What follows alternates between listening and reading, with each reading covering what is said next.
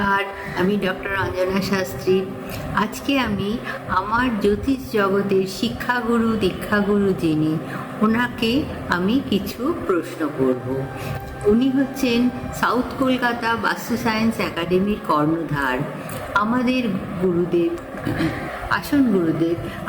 আপনাকে আমরা কিছু জিজ্ঞেস করি, আপনি কিভাবে এই জ্যোতিষ জগতে এলেন, বা আমরা কিভাবে চলব, কি এই প্রতিষ্ঠান আমাদেরকে কতটা থেকে আমরা কি শিক্ষা লাভ করব, এই নিয়ে আপনি আজ আমাদেরকে কিছু বলুন।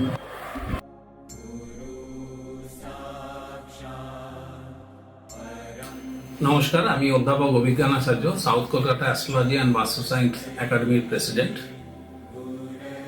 আমাকে অনেকেই আমার ছোটবেলা সম্বন্ধে জানতে আগ্রহী। তো আমি এটুকুই বলতে পারি যে আমাদের 300 বছরের তান্ত্রিক বংশ, আমাদের 300 বছর ধরে এই জ্যোতিষ চর্চা এবং তন্ত্র সাধনা হয়ে আসছে আমাদের বংশে, এবং সেই জন্য খুব ছোট থেকেই আমার এই সাবজেক্টের প্রতি আগ্রহ এসছে। এবং ছোট থেকেই আমাদের দাদা, কাকা, জ্যাঠা, দাদু, এদের থেকেই আমাদের এই সাধনার হাতে করি বা শিক্ষার হাতে করি। তারপর পরবর্তীকালে প্রথাগতভাবে আরো ভালোভাবে সমাজা করে নিজেকে তৈরি করা। তো এটা করতে করতে একটা সময় জ্যোতিষটাকে খুব ভালোবেসে ফেলি, অনেকের উপকারে লাগে। আমি যদিও একটা ডিফারেন্ট পেশা থেকে আছি, আমি বাই প্রফেশন হসপিটাল অ্যাডমিনিস্ট্রেটর, আমি হসপিটালের সাথে যুক্ত আছি, এবং সম্পূর্ণ দুটো ভিন্নমুখী পেশা। একটা হচ্ছে মেডিকেল সায়েন্স, একটা হচ্ছে অকাল্ট সায়েন্স। তো এইখানে আসার পর আমাদের যেমন বংশ পরম্পরায় একটা চর্চা হতো, আমি বলেছি, তাদের অবর্তমানে আমাদের উপর দায় আসে যে সেই বাবা, কাকা, জ্যাঠার যারা ক্লায়েন্ট ছিলেন তাদেরকে আমাদের দেখতে হতো। সেই জন্য পরবর্তীকালে আমাকে এই পেশাটায় আসতে হয়েছে। এবং পেশাটা করতে গিয়ে দেখেছি যে পশ্চিমবঙ্গে জ্যোতিষ নিয়ে একটা ছেলে খেলা চলছে। বিভিন্ন সংস্থা বিভিন্ন রকম জ্যোতিষ শিক্ষাদান করছে, এবং না শিখেই এই লাইনে বহু লোক চলে আসছে, এবং তাদের মধ্যে অশিক্ষিত প্রচুর লোক ঢুকে পড়েছে। বটতলা থেকে বই কিনে এক লাইন বই পড়েই তারা জ্যোতিষীতে নেমে পড়েছে। তো তখন আমি জ্যোতিষ জগতে একটা বিরাট ভ্যাকুয়াম অনুভব করি। এটা প্রায় আমি আপনাদের 95, 2000 ওই সময়কার কথা বলছি। তখন 98 সালে আমি এই ইনস্টিটিউটটা প্রতিষ্ঠা করি, সাউথ কলকাতা অ্যাস্ট্রোলজি ও বাস্তু সায়েন্স একাডেমি, এবং তখন থেকেই এই প্রতিষ্ঠানটা চলছে।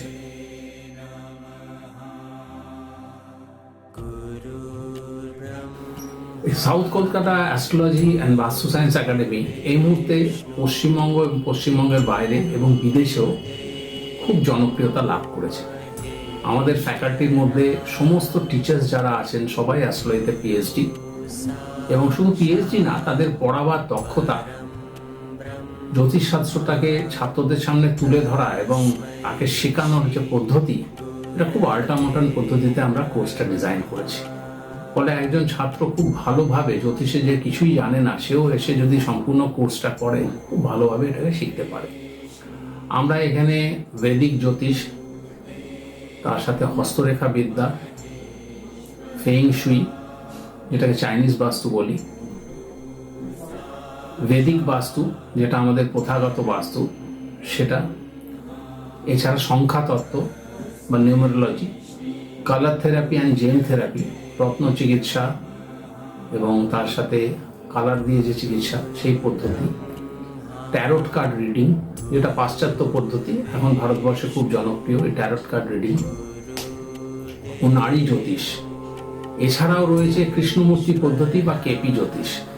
এতগুলো সাবজেক্ট নিয়ে আমরা এখানে ইনস্টিটিউটটা চালাচ্ছি এবং ছাত্রছাত্রীদের তৈরি করার চেষ্টা করছি। এর সাথে যেটা রয়েছে, আমরা ফ্রিতে মেডিটেশন ক্যাম্প করাই, কেননা এটা একটা বিরাট ব্যাপার আজকালকার দিনে, যোগ, মেডিটেশন অ্যান্ড হিলিং, এটা আমরা অলমোস্ট ফ্রিতে করাই এখানে, যেখান থেকে ছাত্রছাত্রীরা যেরকম উপকৃত হন, ছাত্রছাত্রীর বাইরেও যারা আছে তারাও এসে অংশগ্রহণ করতে পারে, সেখান থেকে তারাও উপকার লাভ করে। তো এই পদ্ধতির মাধ্যমে আমরা ইনস্টিটিউটকে চালিয়ে নিয়ে যাচ্ছি। আগামী দিনে আরও কিছু নতুন কোর্স আমাদের ডিজাইন করা আছে, যেগুলো আমরা ইনকর্পোরেট করব। একটা একটাই উদ্দেশ্য, জ্যোতিষটাকে সায়েন্টিফিক্যালি মানুষের কাছে প্রেজেন্ট করা এবং সমস্ত ঘরে ঘরে জ্যোতিষটাকে পৌঁছে দেওয়া। যদি আমি সমস্ত ঘরে ঘরে জ্যোতিষটাকে পৌঁছে দিতে পারি, তাহলে মানুষ যদি সবাই একটু এই সাবজেক্টটার সম্বন্ধে অ্যাওয়ার হয়, তাহলে তারা ঠকবে না। অন্তত তাদের প্রয়োজনে তারা সঠিক জ্যোতিষীকে খুঁজে বার করতে পারবে এবং সেই জ্যোতিষী তাকে ঠিক মতো গাইড করছে কিনা সেটা নিজেরাই ডিসাইড করে নিতে পারবে। আমাদের ইনস্টিটিউটের কিন্তু এটাই মূল উদ্দেশ্য। এছাড়া আমরা জ্যোতিষের ওপর বিভিন্ন কনফারেন্স করি দেশে বিদেশে, ভারতবর্ষের নানা জায়গায়। সেখানেও আমাদের ছাত্রছাত্রীরা যায়, বিভিন্ন নামজাদা জ্যোতিষীদের বা পণ্ডিত ব্যক্তিবর্গের আলোচনা শুনে নিজেকে এনরিচ করতে পারে, তাদের জ্ঞান বৃদ্ধিতে সহায়তা হয়। তো আগামী দিনে আশা করা যায় যে যেভাবে এই সাবজেক্টটাকে আমরা তুলে ধরছি, তাতে ভালো জ্যোতিষীর সংখ্যা, আমরা 2000 সাল থেকে এটা 2024 হয়ে গেল, এই বছরে আমরা অনেক ভালো ভালো ছাত্রছাত্রী তৈরি করেছি যারা বিভিন্ন দিকে ছড়িয়ে গেছে এবং সাফল্যের সাথে অনেস্টলি এই প্রফেশনটা মেনটেন করে চলেছে। তো আগামী দিনে আরও সবাইকে আমি আহ্বান জানাচ্ছি, আসুন সাবজেক্টটা শিখুন, নিজের পরিবারকে সুরক্ষিত রাখুন, অন্যকেও তার উপকারিতা বা তার সাহায্য করতে আপনারা এগিয়ে আসুন। জীবনের পথে চলতে গিয়ে প্রত্যেকেই কিছু না কিছু সমস্যার সম্মুখীন হয়। কেউ সেটা সমাধান করতে পারে, কেউ পারে না। এর জন্য অনেক মানুষের কত কি দুঃখ কষ্ট বেড়ে যায়। আমরা মনে করি যে জ্যোতিষীর কাছে এলে হয়তো আমরা কিছু এর সমাধান পাব, কিছু রত্ন ধারণ বলুন বা কোনো রকম যন্ত্রম কবচ এর মাধ্যমে হয়তো আমরা কিছু সমাধান করতে পারবো। এবারে আপনি আমাদেরকে এটা নিয়ে একটু কিছু বলুন।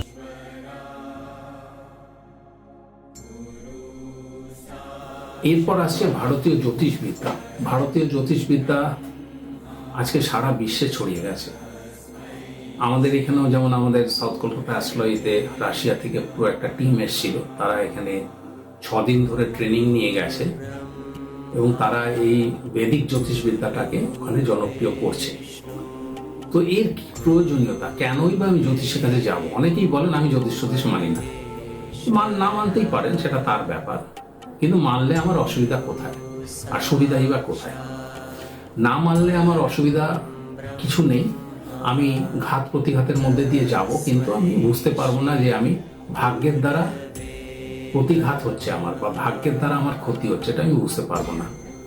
মানলে কি সুবিধা? মানলে এটাই সুবিধা যে আমি আগে থেকে আমার আগাম বিপদগুলো আন্দাজ করতে পারি এবং সিলেকশন অফ জব বা সিলেকশন অফ প্রফেশন বা সিলেকশন অফ এডুকেশন, এগুলো আমি আগে থেকে ঠিক করে নিতে পারি। তার ফলে কিন্তু আমার জীবন অনেক বদলে যেতে পারে। হ্যাঁ, যখন আমরা মিড 40 বা মিড 45-এ পৌঁছই, তখন আমরা ভাগ্যের ঘা খেতে খেতে একটা কর্নার হয়ে যায় জীবনে, তখন আমরা জ্যোতিষীর কাছে যাই। কিন্তু সেই সময় কোনো জ্যোতিষী আপনাকে খুব ভালোভাবে ভাগ্যটা ফেরাতে সাহায্য করতে পারেন না, আপনাকে একটা সাপোর্ট দেবেন। কিন্তু এটাই যদি আপনি 17, 18, 19 বছর বয়সে যেতেন, আপনি হয়তো 45 বছর বয়সে একটা কোম্পানির অ্যাকাউন্টেন্ট হয়ে কাজ করছেন, সেরকম উন্নতি হচ্ছে না, অল্প টাকা মাইনে। কিন্তু 17, 18 বছর বয়সে যদি আপনি জ্যোতিষীর কাছে আসতেন, তাহলে জ্যোতিষী হয়তো বলতো যে আপনি কমার্সটা পড়বেনই না, আপনি ইংলিশ নিয়ে পড়ুন বা আপনি কম্পিউটার সায়েন্স নিয়ে পড়ুন। তাহলে হয়তো আজকে 45 বছরে একটা টপ কোম্পানির কর্পোরেট এক্সিকিউটিভ হয়ে বসে থাকতেন। একটা অ্যাকাউন্টেন্টের মাইনে 20-25 হাজার টাকা, আর ওই বয়সে যদি জ্যোতিষীর সাহায্য নিতেন, তাহলে হয়তো আপনার এখন 3 লাখ টাকা মাইনে হতো। এইটাই জ্যোতিষীর বেনিফিট। এছাড়া কি বেনিফিট? যে আপনি হঠাৎ করে অসুস্থ হবেন কিনা আপনি প্রি ডায়াগনোসিস করতে পারবেন। এরকম অনেক উদাহরণ আমাদের কাছে আছে। আমরা আগে থেকে বলে দিই যে আপনি অসুস্থ হবেন বা আপনার হার্টের প্রবলেম আসতে থাকবে। আমাকে অনেকেই বলেছে যে আমি তো পুরো ফিট, কোনো রকম কোনো কমপ্লিকেশন নেই। আমি বললাম একবার চেক করে নিন না, অসুবিধা কি আছে। চেক করাতে গিয়ে দেখছে 3টে আর্টারি ব্লক। লাভ কি হলো? যে তার কোনো এমার্জেন্সি হলো না, সঙ্গে সঙ্গে স্টেন্ট বসিয়ে নিল, সে আবারও ফিট। কিন্তু এটাই যদি সে জ্যোতিষীর পরামর্শ মেনে না করতো, তাহলে হয়তো যখন এমার্জেন্সি হতো, হয় প্রাণ সংশয় হতো বা এমার্জেন্সি কোনো একটা ট্যাকলিং হতো, বা ধরাই পড়তো না জিনিসটা, বহু পরে গিয়ে ধরা পড়তো, যখন হয়তো তার আর বেরিয়ে আসার সম্ভাবনা ছিল না। তো এগুলোই জ্যোতিষীর পজিটিভ দিক। আরও আমি বলতে পারি, যেমন আমার কোনো ক্লায়েন্ট, সে এসেছিল, সে জীবনে কোনোদিন ম্যাথমেটিক্সে 100-এর 100 কম পায়নি। নার্সারি থেকে ক্লাস 12 অব্দি। আমার কাছে যখন 12-এ পড়ে তখন এলো, এসে বললো যে কাকু আমি ম্যাথমেটিক্সে অনার্স করব, নিয়ে ম্যাথমেটিক্সে পিএইচডি করব, ম্যাথমেটিক্স নিয়ে আমি পড়াবো কলেজে। আমি অনেকক্ষণ দেখে বললাম ম্যাথামেটিক্সটা তোমার লাইন না। বলে কি বলছো কাকু, আমি জীবনে কোনোদিন 100 কম পাইনি, 100-100ই পেয়েছি ম্যাথমেটিক্সে। এখন তুমি লাইন চেঞ্জ করে কম্পিউটারে যাও। তো ও শুনলো না, যথারীতি ও ম্যাথমেটিক্সে অনার্স নিয়ে 12-এর পর ভর্তি হলো কলেজে, এবং ফার্স্ট পরীক্ষা 100 পেলো হাফ ইয়ারলিতে। ফার্স্ট ইয়ার অ্যানুয়ালিতে গিয়ে ওই নাম্বারটা ফাট করে 70 হয়ে গেল। যখন 70 হয়ে গেল, প্রচন্ড পরিমাণে ডিপ্রেস হয়ে আমাকে ফোন করলো এবং আমার কাছে এলো। আমি বললাম এখনো বলছি তুমি শিফট করে যাও কম্পিউটার সায়েন্স নিয়ে। তারপর পরের বছর যখন মিড টার্ম আবার পরীক্ষা দিল, 70টা 55 হয়ে গেল ম্যাথমেটিক্সে। তখন ও ডিসাইড করলো যে কাকু আমি কি করবো, মানে লাইন চেঞ্জ করো, চলে যাও কম্পিউটারে। আজকে সে টিসিএস এর একটা টপ মোস্ট পজিশনে বসে আছে। তাহলে এইটাই জ্যোতিষী আপনাকে হেল্প করতে পারে। কিন্তু যদি ও জ্যোতিষীর কাছে না আসতো, আমার কাছে বলে না, যে কারোর কাছে, তাহলে সে তাকে গাইড করতে পারতো না। সে ম্যাথমেটিক্স নিয়ে চেষ্টা করে যেত, আলটিমেটলি কোনো একটা জায়গায় ম্যাথমেটিশিয়ানের স্মল একটা চাকরি পেত, এর বেশি কিছু হতো না। কিন্তু আজকে লাইন চেঞ্জ আমরা যখন সাজেস্ট করলো, তখন আজকে টপ মোস্ট পজিশনে বসে আছে। তো এইগুলোই জ্যোতিষী থেকে আমরা উপকার পেতে পারি। আপনার স্বাস্থ্যহানি, বিবাহ সঠিক হচ্ছে কিনা, আজকাল বিবাহে প্রচুর ঝামেলা। আমরা আগে থেকে জোটক মিলিয়ে বলে দিতে পারি যে আপনার পক্ষে বিবাহটা ভালো, না হলে বিবাহ হচ্ছে 15 দিন টিকছে, 1 মাস টিকছে, 1 বছর টিকছে, বিবাহ ভেঙে যাচ্ছে, মারামারি লাটালাটি ঝাঁটাঘাটি আরম্ভ হয়ে যাচ্ছে। তো এই সব থেকে বাঁচতে গেলে আপনি আগে থেকে জ্যোতিষীর পরামর্শ নিন, তাতে আপনারাও ভালো থাকবেন, পরিবারকেও ভালো রাখতে পারবেন। আরেকটা জিনিস বলি, জ্যোতিষী যেমন আসবেন, জ্যোতিষীর কাছে রেমেডির ব্যাপারটা চলে আসে। আমি প্রায় দেখি যে জ্যোতিষীরা যে রত্ন প্রেসক্রাইব করেন, প্রথমত জ্যোতিষীরাও সেটা ভুল করে ফেলেন রত্ন প্রেসক্রাইব নিয়ে। আর দ্বিতীয় হচ্ছে যারা ক্লায়েন্ট, তারা যে রত্ন ধারণ করেন, সে রত্নটাও খারাপ। আমি 90% লোকের হাতে দেখেছি যে রত্নটা সে ধারণ করে আছে, সেই রত্নটা রত্নই নয়। এত সিনথেটিক স্টোন বাজারে ভরে গেছে, ল্যাব গ্রোন রত্ন বা স্টোন, সে ল্যাব গ্রোন স্টোন দিয়ে কিন্তু কোনো কাজ হয় না। তার দেখতে খুব ঝকঝকে, দামটা কম, লোকে ওটাই পছন্দ করে কেনেন, কিন্তু ওতে কোনো কাজ হয় না। সেই জন্য আমরা এখানে রত্ন বিজ্ঞানের উপর একটা কোর্স রেখেছি, কোর্স করাচ্ছি, যেখানে আমরা এখানে যেমন কি রত্ন প্রেসক্রাইব করে এটা যেমন শেখাই, তেমনি রত্ন কি করে চিনতে হয় সেটাও আমরা শেখাই। অর্থাৎ সঠিক রত্নটা আপনি বেছে নিতে পারবেন। তো এই জন্য আমাদের রত্নবিজ্ঞানের কোর্সটা খুব জনপ্রিয় হয়েছে। এরপরে আরেকটা অনুরোধ জানাচ্ছি, তন্ত্র নিয়ে একটু কিছু আমাদেরকে জানান। কেন মানুষ অনেকেই তন্ত্র শুনলে ভয় পায়, এটা কি, কেনই বা মানুষ এত ভয় পায়, একটু জানিয়ে দিন।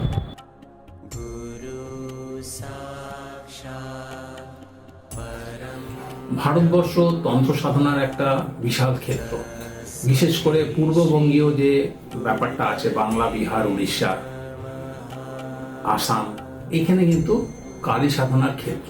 এখানে তন্ত্রের একটা বিরাট প্রসার বা প্রচলন আছে। তন্ত্র সাধনা সম্বন্ধেও মানুষের একটা ভুল ধারণা আছে যে তন্ত্র মানে খারাপ, লোকের ক্ষতি করে দেবে, কিন্তু তা নয়। তন্ত্রের দ্বারা কিন্তু আপনি অনেক অসাধ্য সাধন সিদ্ধ করতে পারেন। ধরুন জ্যোতিষী আপনাকে একটা গাইড দিয়ে দিল যে আপনার মৃত্যু আছে অমুক সময়, হ্যাঁ, তো সেই মৃত্যুটাকে অ্যাভয়েড করতে গেলে আপনার তন্ত্র সাধনার আপনি সাহায্য নিতে পারেন। যেখানে ধরুন মৃত্যু পথযাত্রীকে আপনি যদি মহামৃত্যুঞ্জয় হোম করান, মহামৃত্যুঞ্জয় কবচ পড়ান, মহামৃত্যুঞ্জয় পুজো করেন সেই জাতক বা জাতিকার উদ্দেশ্যে, তাহলে কিন্তু তার মৃত্যু প্রতিরোধ করা তো অনেক ক্ষেত্রে সম্ভব হয়, অনেক ক্ষেত্রে সম্ভব না হলেও তার আয়ুটাকে দীর্ঘায়ু করা যায়। যেহেতু 2 মাস তার আয়ু ছিল, সেটা হয়তো 2 বছর হয়ে গেল। এই কাজগুলো তন্ত্র সাধনার মাধ্যমে করা যায়। বা ধরুন বিবাহে কোনো বাধা আসছে বা কোনো দোষ যুক্ত হয়েছে, সেই দোষটাকে খণ্ডন করতে গেলেও কিন্তু আমরা তন্ত্রের সাহায্যে আমরা সেই দোষটাকে খণ্ডন করতে পারি। তন্ত্র মানে তনু সাধনা, নিজের দেহের সাধনা। আমি নিজের দেহকে ভালো রাখতে গেলে, পরিবারকে ভালো রাখতে গেলে, সমাজকে ভালো রাখতে গেলে আমি বলবো সবাই তন্ত্র সাধনা করুন, কিন্তু ভুল পথে নয়, ভুল রকম ভাবে নয়, ভুল লোকের কাছে গাইড হয়ে নয়। কিন্তু তন্ত্র সাধনা বলতে বর্তমানে যেটা আছে, সেটা একটা লাল কাপড় জড়িয়ে একটা মদের বোতল হাতে নিয়ে তন্ত্র সাধনা চলছে। এটা কিন্তু তন্ত্রের কোনো ধারা নাই, কোথাও লিখিতও নেই এবং এভাবে হয়ও না। কিন্তু ভালোভাবে তন্ত্র সাধনা করতে গেলে এটা পূজা পদ্ধতি, তন্ত্রোক্ত পূজা পদ্ধতির মাধ্যমে পুজো করে যে কোনো মানুষের উপকার করা যায়। আজকে আপনাদের সামনে জ্যোতিষ ও জ্যোতিষিক অকাল্ট সায়েন্সের অন্যান্য বিষয়গুলো নিয়ে অনেকক্ষণ আলোচনা হলো। যতটা সম্ভব আমি সরলভাবে আপনাদের সামনে তুলে ধরার চেষ্টা করলাম। ভবিষ্যতে আবার সুযোগ পেলে আরও জ্যোতিষের অন্যান্য ধারা আছে, সেগুলো নিয়ে আলোচনা করব। সবাই ভালো থাকুন, সবাইকে ভালো রাখুন। ধন্যবাদ। সাউথ কলকাতা বাস্তু সায়েন্স একাডেমিতে আমি কয়েক বছর যুক্ত। এখানে আমি আমাদের যে গুরুমাকে পেয়েছি, ওনাকে আমি আজকে কিছু বলছি। উনি ওনার কিছু কথা আমাদেরকে জানান যে উনি আমাদের গুরুমা। ওনার যে স্নেহ, মায়া, মমতায় আমরা শিখেছি, অনেক কিছু শিখেছি, জেনেছি। এইবার আমি বলছি, গুরুমা আপনি কিছু আমাদের বলুন।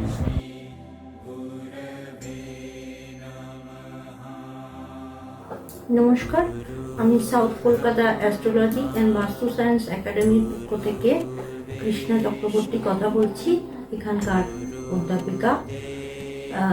আজকের এই পুণ্যতিথিতে আমরা যে সবাই একত্রিত হতে পেরেছি তার জন্য অনেক অনেক সবাইকে ধন্যবাদ। আমরা এই ইনস্টিটিউটে বিভিন্ন রকমের বিষয় পড়িয়ে থাকি। অ্যাস্ট্রোলজি, বৈদিক অ্যাস্ট্রোলজির সঙ্গে আমরা পাশ্চাত্য, প্রাচ্য দুটো পড়াচ্ছি। তাছাড়া নিউমেরোলজি, বাস্তুর বিভিন্ন ইনস্ট্রুমেন্ট আজকাল যে ইউজ হচ্ছে সেগুলো আমরা দেখিয়ে থাকি, সেগুলোর ব্যবহার কিভাবে করা যায়। প্লাস আমরা পড়াচ্ছি তন্ত্র, বিভিন্ন সাবজেক্ট আমরা পড়াই, জেম থেরাপি করাই, এগুলো আমরা করিয়ে থাকি। আমি বেসিক বাস্তু ও তন্ত্র পড়িয়ে থাকি। তন্ত্র সম্বন্ধে অনেকেরই আমাদের খুব ভয় আমরা পাই এবং নলেজ খুব কম থাকে, বা বিভিন্ন তান্ত্রিক ক্রিয়াকলাপ আমরা দেখে আমরা খুব ভয়ে থাকি, কিন্তু ভয়ের কোনো ব্যাপার এখানে নেই। আমরা যদি সঠিক পদ্ধতিটা জানি। আর আরেকটা ভুল ধারণা আমাদের আছে, সেটা হচ্ছে তন্ত্র মানে বশীকরণ, বিদ্বেষণ, এই সমস্ত, কিন্তু নয়। তন্ত্র হচ্ছে শিবের মুখনিসৃত বাণী, যেটা দেবাদেব বলছেন এবং দেবী মহামায়া শুনছেন। এদের কথোপকথনে তন্ত্রের সৃষ্টি। এবং এই যে হরপার্বতীর কথোপকথন, এটা শুনেছেন হচ্ছে পার্বতী পুত্র গণেশ ছিলেন শ্রুতিধর। উনি ওটা লিখে ফেলার পরে বিভিন্ন মুনি ঋষিদের মধ্যে ওটা ছড়িয়ে দেওয়ার ফলে প্রত্যেক মুনি ঋষি তাদের নিজেদের কিছু ব্যক্তিগত বা তাদের যে সাধনার যে অভিজ্ঞতা, সেটা দিয়ে ভিন্ন ভিন্ন তন্ত্রের সৃষ্টি হলো। এই যে আমাদের দেবাদিদেবের যে ভাগ, ভারতবর্ষকে, তখন তো শুধু ভারতবর্ষ এতটুকু ছিল না, আফগানিস্তান, পাকিস্তান, এগুলো পুরো নিয়ে আমাদের, চীন, এগুলো নিয়ে আমাদের ভারতবর্ষ। এই ভারতবর্ষকে উনি 3টে ভাগে ভাগ করলেন এবং প্রত্যেকটা ক্রান্তায়, প্রথম ক্রান্তা হচ্ছে রথক্রান্তা, বিষ্ণুক্রান্তা, অশ্বক্রান্তা, ঠিক আছে? এই 3টে ক্রান্তা বিভাগে প্রত্যেকটা ক্রান্তায় 64টা করে তন্ত্র রয়েছে এবং প্রত্যেকেরই একই মত, কিন্তু একটু ডিফারেন্স রয়েছে। এইভাবে তাহলে এতে ভয় পাওয়ার কিছু নেই, তাহলে আমরা শিখতেই পারি তন্ত্র। আর আসন্ন গুরু পূর্ণিমায় আমাদের একটা অনুষ্ঠান হয়, সেই গুরু পূর্ণিমার অনুষ্ঠানের জন্য আমাদের ছোটখাটো একটা, আমরা সবাই মিলে মিলিত হয়ে আমরা গুরু পুজো করি। এটাই আপনারা সবাই আসতে পারেন, এই গুরু পুজোতে অংশ নিতে পারেন। প্রত্যেকের গুরুকে স্মরণ করে অনুষ্ঠানে আয়োজন করবেন। এখানে নারায়ণ পুজো হবে, পূর্ণিমা যেহেতু, আর হবে আমাদের কিছু ভজন। আমাদের ইনস্টিটিউটের ছাত্রছাত্রীরা, আমাদের শিষ্যরা এই ভজন কীর্তনটা করবে। আর তার সাথে আমরা মিলিতভাবে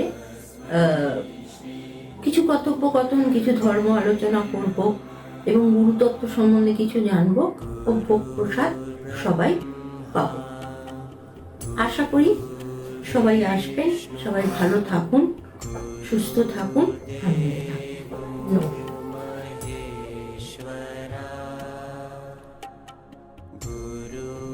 साक्षात् परं ब्रह्मा तस्मै श्री गुरु